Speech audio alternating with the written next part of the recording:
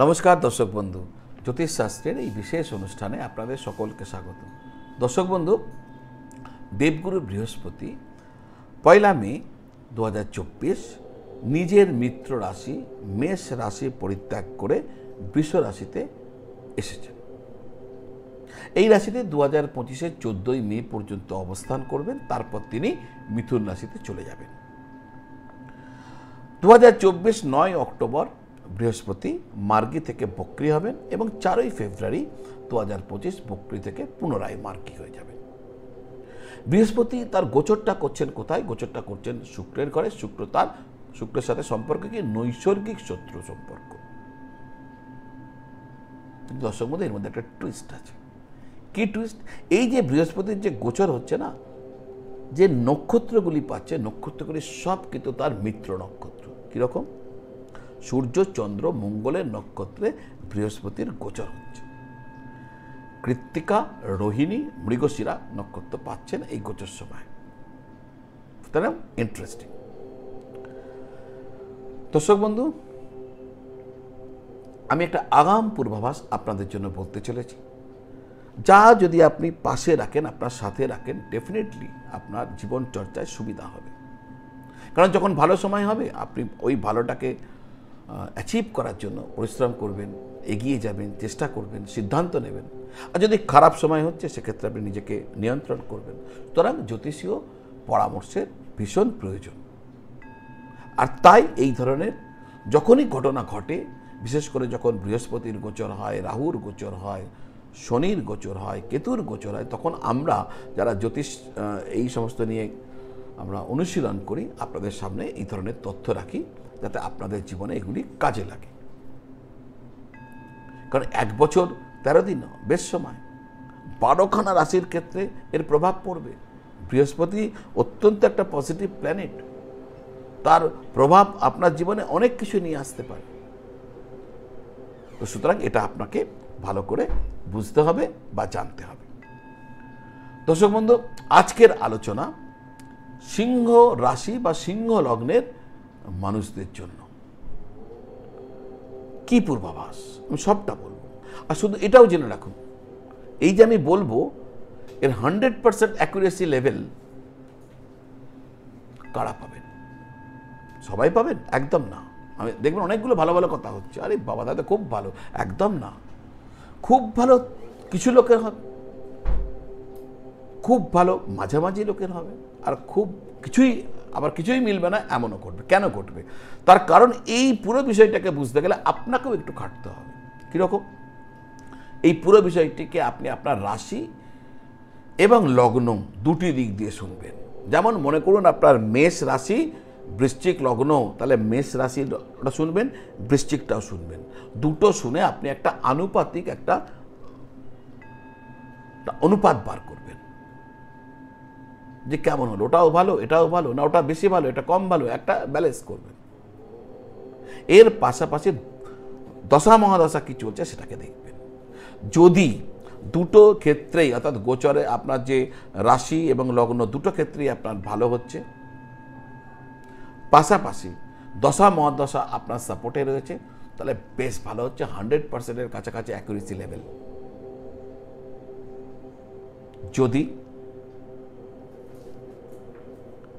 আপনার রাশি বা লগ্ন হিসাবে যে ফল শুনছেন, একটি ভালো আরেকটি তত ভালো না, আর দশা অন্তর্দশা তেমনভাবে মোটামুটি আছে, তেমনভাবে সাপোর্ট করছে না, তাহলে একটা মাঝামাঝি ফল পাবেন।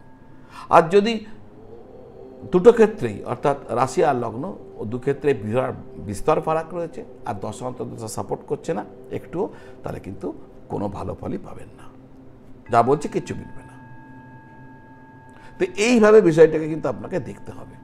আমি যার জন্য দুটোই বলছি, রাশি লগ্ন দুটোকেই আপনি চেক করবেন, আর দশা মহাদশাকে চেক করবেন। করবেন দর্শক বন্ধু, নিশ্চিত লাভ আপনি বুঝতে পেরে যাবেন। শেষ পর্যন্ত আমার সঙ্গে থাকবেন। কেন সঙ্গে থাকবেন? হতেই পারে আপনার ভালো হচ্ছে না, হতেই পারে আপনার খুব ভালো হচ্ছে। তাহলে খুব ভালোটাকে আরও ভালো করার জন্য আর খারাপটাকে বেশ ভালো করার জন্য আমি উপায়ের কথা বলবো। উপায় বলবো একদম শেষ দিকে, আপনাকে উপায় বলে দেব। উপায় যদি করেন, প্রতিকার যদি করেন, নিশ্চিত ভালো থাকবেন। এই এই যে গোচরের যে এফেক্ট আপনার জীবনে আশীর্বাদ নিয়ে আসবে। শুরু করছি সিংহ রাশি, সিংহ যারা লগ্ন সেই মানুষদের জন্য পূর্বাভাস। দেবগুরু বৃহস্পতি পঞ্চমপতি এবং অষ্টমপতি হয়ে আপনার দশমভাবে গোচর করেছেন। দশম ঘরে বৃহস্পতির এই যে গোচর আপনার কর্মক্ষেত্রে বেশ ভালো ফল দেবে। যারা কর্মক্ষেত্রে ট্রান্সফারের জন্য চেষ্টা করছিলেন তাদের সেই চেষ্টা এই সময়কালে ফলপ্রসূ হতে হবার অনেক বড় সম্ভাবনা রয়েছে। যারা চাকরি খুঁজছিলেন তাদের মনের ইচ্ছা পূর্ণ হয়ে যেতে পারে। যারা রাজনীতিতে রয়েছেন তাদের পক্ষেও সময় বেশ ভালো যেতে যাবে। রাজনীতিতে যারা রয়েছেন, আপনার যদি সিংহ রাশি বা সিংহ লগ্ন হয়, আপনাদের জন্য সময় ভালো থাকবে। আপনার নাম, যশ, সম্মান এ সমস্ত কিছু বৃদ্ধি পাবে। ত্রিকোণ ভাবের স্বামী হয়ে বৃহস্পতি কেন্দ্রে গোচর করছেন, আর বৃহস্পতি আপনার রাশির বন্ধু। সুতরাং আপনার জন্য এই গোচর বেস্ট গোচর হতে চলেছে। এটাকে আপনি এনজয় করুন, এই গোচরটাকে আপনি ধরে রাখা, এই অনুযায়ী আপনাকে সমস্ত প্ল্যানিং করুন। আপনার জন্য ভালো সময় আসছে। আপনার সঞ্চয় ভাগ্য আপনার সাথে থাকবে। আপনার আত্মীয় কুটুম্ব এ সমস্ত আপনার বৃদ্ধি পাবে। গৃহে নতুন সদস্য আসার সম্ভাবনা রয়েছে। আপনার কথা লোককে খুশি করবে। পারিবারিক পরিবেশ সৌহার্দ্যপূর্ণ থাকবে। বন্ধু বান্ধব আত্মীয় স্বজন সকলের সাথে বেশ ভালো রিলেশন থাকবে। আমি আগেই বলেছি সঞ্চয় ভাগ্য আপনার সাথে থাকবে। তবে হ্যাঁ, একদিক থেকে যেমন আপনি বেশ ভালো রোজগার করবেন, ঠিক এই সময় আপনি সেই টাকাকে সঞ্চয় করবেন। টাকা তো রোজগার হবে, কিন্তু প্রচুর ব্যয় হয়, ব্যয় কমাবে, আপনি সঞ্চয় করবেন। যারা ঋণ পাবার জন্য চেষ্টা করছিলেন তাদের সেই ইচ্ছা পূর্ণ হবার সম্ভাবনা রয়েছে। আর যারা ঋণের ভার থেকে মুক্ত হতে চাইছিলেন, আপনাদের ঋণের ভার থেকেও আপনি মুক্ত হতে পারবেন যদি চান। পিতার সাথে আপনার সম্পর্কে মধুরতা বাড়বে। পিতার কাছ থেকে যথেষ্ট সহায়তা পেতে পারেন। পৈতৃক সম্পত্তির দ্বারা অনুগ্রহিত হতে পারেন। পৈতৃক সম্পত্তির লাভ পেতে পারেন আপনি। এর পাশাপাশি আকস্মিক ধনলাভেরও হঠাৎ টাকা পেয়ে যাওয়ার একটা যোগও কিন্তু রয়েছে। বৃহস্পতির সপ্তম দৃষ্টি চতুর্থে পড়ছে, ফলে ভূমি, ভবন, পদ, প্রতিষ্ঠা এ সমস্ত ক্ষেত্রে আপনি লাভবান হবেন। অর্থাৎ আপনার নতুন বাড়ি, গাড়ি, ফ্ল্যাট এ সমস্ত হবার একটা সম্ভাবনা আছে। যদি আপনি এগুলো কেনার জন্য, এগুলো করার জন্য প্রয়াসরত হন, চেষ্টা করেন, তাহলে এগুলো পেয়ে যাবেন। অচল সম্পত্তি পাবার যোগ রয়েছে, কিন্তু এই সময়কালে আপনি এইগুলো পেয়ে যেতে পারেন। কর্মক্ষেত্রে আপনার প্রমোশনের সম্ভাবনা রয়েছে। যাদের পৈতৃক সম্পত্তি নিয়ে বাদ বিবাদ, মামলা মোকদ্দমা চলছিল, তাদের জন্য এই গোচর ভালো হতে চলেছে। এইগুলো হয়তো মিটে যেতে পারে বা এইগুলোর ক্ষেত্রে আপনি লাভবান হতে পারেন। মায়ের স্বাস্থ্য বেশ ভালো থাকবে। যদি মা কোনো স্বাস্থ্য সমস্যায় ভুগছিল, তাহলে এই সময় তার আরোগ্য হয়ে যাবে, আপনার মায়ের সুস্থতা এসে যাবে। বিরোধীদের বিরোধিতা কমে যাবে। শত্রু আপনার কোনো ক্ষতি করতে পারবে না।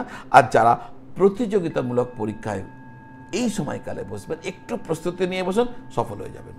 প্রতিযোগিতামূলক পরীক্ষাতে সাফল্য পাবার সম্ভাবনা অনেক বেশি।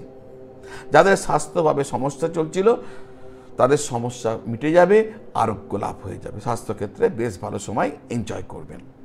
উপায়, বৃহস্পতি আমার এই যে বললাম, দেখা গেল এখানে আমি যে আনুপাতিক হার বার করতে বলেছিলাম, সেখানে দেখা গেল যে আমার সাপোর্ট হচ্ছে না, আর আমি এত ভালোগুলো এনজয় করতে পারবো বলে আমার মনে হচ্ছে না। তাহলে কি করব?